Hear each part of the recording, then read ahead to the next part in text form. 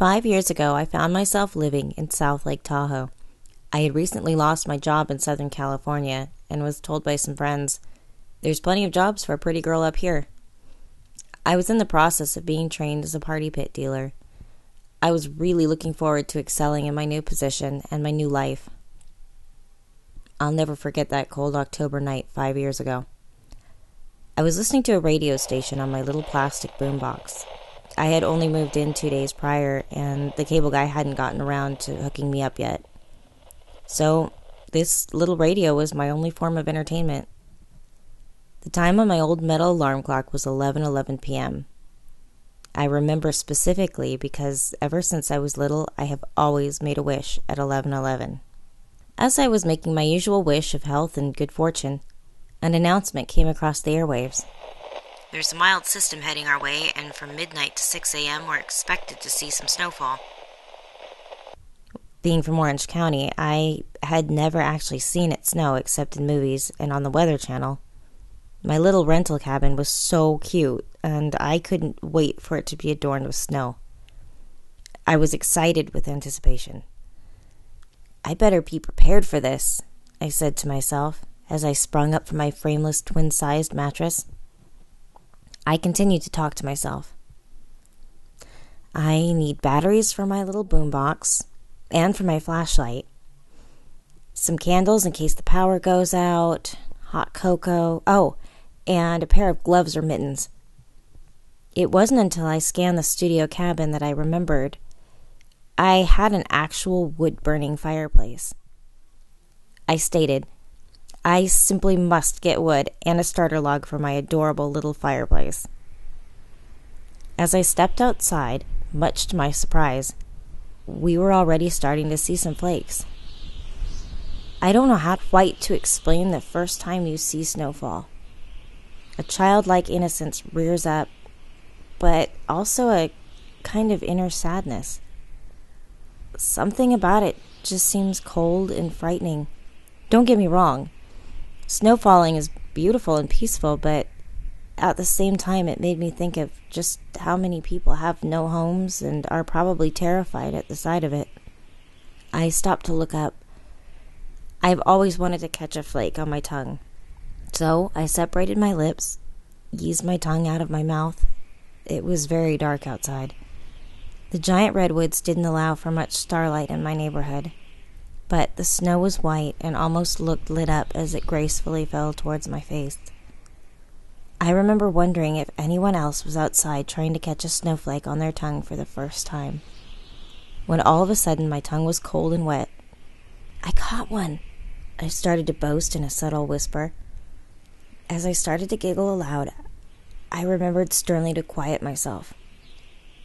I better get into my car, and fast, I thought to myself as I remembered everyone warning me about the bears that roam freely in Tahoe. I hop into my car. I had to make it to Haley's Market before they closed at midnight. 11:28 when I arrived. I have plenty of time, I said to myself as I entered the store and grabbed a cart. I gathered all of my items in under 10 minutes. I took another 5 minutes trying to find the cutest mittens in the sale bin. I was the only customer in the store, and there was only one employee that I could see. I could feel that he was anxious to clock out. I could tell that he was watching me sort through the gloves and mittens, and he was probably thinking, "Come on, princess, pick a pair and get the hell out of here." My anxiety about the scenario ended when I found them. A pair of mittens that looked like hedgehogs. Ha! What a score! I instantly had a name for each of them. The left was Jessie, and the right one I named Frankie. I rushed to the register, and I could see the relief envelop the eyes of the cashier. "Did you find everything you need okay?" he asked in a forced nature as if it were protocol. "I did, thank you," I replied, as I gazed at my hedgehog mittens being swiped across the scanner. As I looked up at the cashier, I caught a quick glimpse of his name badge. "Oh, wow," I blurted out. "Your name is Frankie?" The cashier replied with an emphatic, "Yes, ma'am." "Why?" he asked curiously. I picked up the right hedgehog mitten and explained, I just named this hedgehog Frankie not more than 2 minutes ago. I could tell the clerk wasn't grasping the true nature of my mystification, and instead was assuming that I was hitting on him. "What did you name the left mitten?" he asked with a certain arrogance behind his voice. "Jessie," I said firmly, and I made damn sure to break any eye contact with the jerk clerk.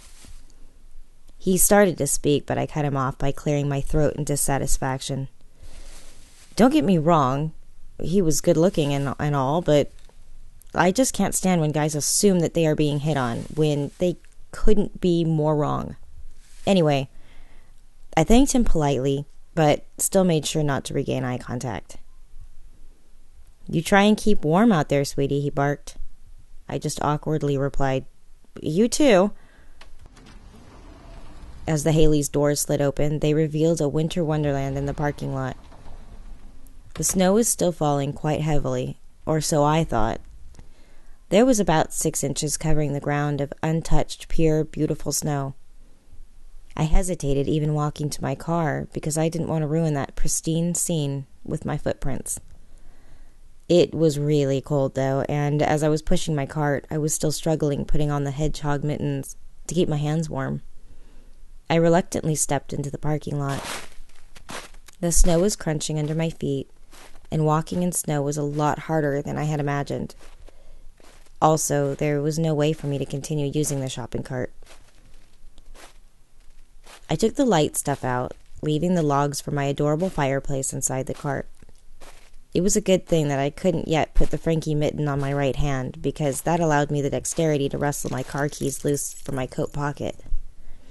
I finally got to my car, opened the trunk, and slung the bags inside. I gazed into the trunk and was estimating if I had enough room for the logs. I realized that there wasn't enough room because I still had some miscellaneous boxes from the move in my trunk. As I was closing the trunk, I said to myself, "I'll just put the logs in the back seat and—" "Oh my God!" I shouted out loud. "You scared me half to death." There was a very haggard young woman in torn-up blackened clothes standing in front of me. She had this blank expression on her face, and her eyes were cold as steel. I shit you not, there was no steam coming from her breath, and yet, in my frightened state, there was nothing but steam escaping from mine. An awkward amount of time had gone by, and this woman still hadn't changed her expression, nor had she said anything. Come to think of it, I don't think she even moved. I slowly backed away and started quickly scurrying towards the store. "Please let the doors open," I thought as I glanced back at the woman. "Oh, fuck," I yelled as I realized that she had fallen forward to the ground and was moving towards me on all fours. "What the fuck? What the fuck?" I mumbled because it was dawning on me that both her legs bent backwards. It's hard to explain exactly how. Okay, I don't know if any of you have seen this circus attraction person from the 1800s called the Camel Girl, but this woman was contorted in almost the exact same way. Scary enough was the sight, but even more so was the thought of, why the hell is she chasing me? Thank God, the Haley's doors did slide open, and I was able to make my way back to the clerk. "Frankie," I yelled out. "There is someone, or rather something, chasing me. Lock the doors, I pleaded.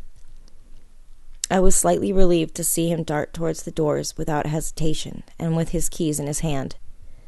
Within a matter of seconds, the door was secure. I tried for the life of me during the commotion to get another glimpse of that thing, but just couldn't manage to see it. "Hey, lady," Frankie started to speak. I cut him off. "Alyssa, my name is Alyssa." Frankie smiled at me and said, "Alyssa, I didn't see anything or anyone out there. I did lock the door for you, though, if it helps ease your mind." I didn't want to sound like a lunatic, so I didn't tell him exactly what I saw, but I wanted him to know just how sure I was that something was chasing me. "This thing was the size of a small bear," I explained. "There is no way you didn't see it." Listen, Frankie said. Let me walk you to your car. I'm sure everything will be all right. And, just in case, he reached behind the counter and pulled out a baseball bat. We keep this on site in case there's any robbery attempts, he boasted. I must admit, it did put my mind at ease a little. He assured me once again that everything would be fine and motioned towards the exit. I made sure to stay behind him as we made our way into the parking lot. As he was grabbing my logs out of the abandoned shopping cart, I looked past him to assess the scene. "What the hell?" I blurted out. Frankie asked, "What?" I continued. "There are only one set of footprints out here." "Don't worry yourself about it," Frankie said firmly. "Let's just get you to your car." As we started over towards my car, we could hear in the distance what sounded like a woman moaning and whimpering, and what sounded like snapping branches. I froze in my tracks. "Come on, Alyssa, let's just get you to your car. After you leave, I'll figure all of this out." "But you did hear that, right?" "Please tell me you heard that, Frankie," I asked as if I was begging for confirmation. "I did hear it," he said. "It's probably just a coyote feeding on a smaller animal. Just get in, take off, and don't look back," he demanded as he opened up my driver's side door. I felt compelled to hug him, which I did tightly as I thanked him. I then whispered, "Please be careful, Frankie." That was the last thing I said to him as I drove slowly off for my first time driving in the snow. I did finally make it home, and when I got there, I rushed to get the light things out of my trunk, but left the heavy logs in the back seat. I scrambled to open my door. I dropped my bags on the floor and immediately locked the front door. I grabbed my cordless phone and called my friend Paul. With so much panic in my voice, I started to tell him all about my Haley's Market experience. I only got to the part where I had walked out of the store to my first fresh snow on the ground experience, when Paul stopped me. "There was no snow yesterday," he stated, while using a puzzling tone. "No, this just happened, Paul. Just now," I said with complete urgency in my voice. Paul asked, "Haven't you been watching the news?" Annoyed, I replied, "No, the cable guy hasn't come to my place yet." Paul cleared his throat and spoke softly. "Alyssa, Haley's Market burnt to the ground at 7 a.m. this morning. Almost everybody got out okay, but 2 people died.